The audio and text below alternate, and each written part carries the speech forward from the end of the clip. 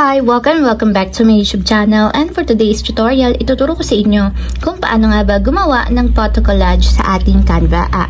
But first, gotta subscribe to my channel and don't forget to hit the subscribe button and the bell to notify you for my new updates. And once you learn more, just keep on watching and let's start.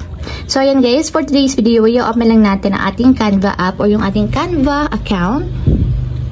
And then, pagka-open guys, mula dito sa pinakang homepage ng ating Canva, i-scroll up lang natin. And hanapin natin dito yung photo collage. So, ito yun guys. So, i-tap lang natin yung see all para mas makakita tayo ng maraming templates na pwede pa nating pagpilian. So, dito guys is pipili lang kayo ng gusto nyong gamitan ng mga templates. So, yung iba naman dito is libre and pwedeng nyong gamitin. Pero yung iba dito guys is naka-pro. So, ibig sabihin kapag naka-pro siya, hindi siya pwedeng gamitin ng libre. So, kailangan magbayad kayo para magamit nyo yung mga templates na pang pro lang.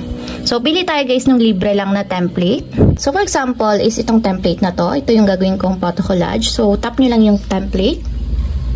And ayan guys, para mapalitan or ma-replace natin ng mga sarili nating photos yung nandito, ang gagawin nyo lang is i-tap nyo yung specific photo na gusto nyong palitan. So, kung makikita nyo guys, naka-enable siya or may purple sa kanyang tabi. So, ibig sabihin yan, pwede nating i-edit or palitan yung photo na yan. So, itatap nyo lang guys yung replace na nandito sa baba. And pili kayo ng photo or picture na gusto niyo ipalit dun sa tinap natin. So, for example, is ito na lang. So, ayan guys, kung makikita nyo, napalitan na yung photo. So, papalitan din natin yung isa. Tap nyo lang, and then tap replace. So, pili ulit kayo ng photo. And ayan guys, napapalitan siya. So, ganun din dito sa pangatlo. Tap nyo lang, then replace.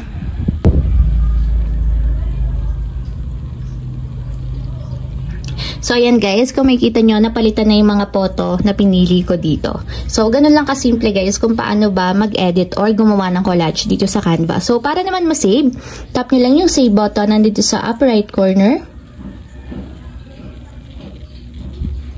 And kapag ganyan na guys, nagpe-prepare na siya para ma-save sa ating mobile phone. And automatic yan, madadiretso siya sa ating phone gallery. So, dun nyo na lang siya i-check guys kasi dun siya magsisave.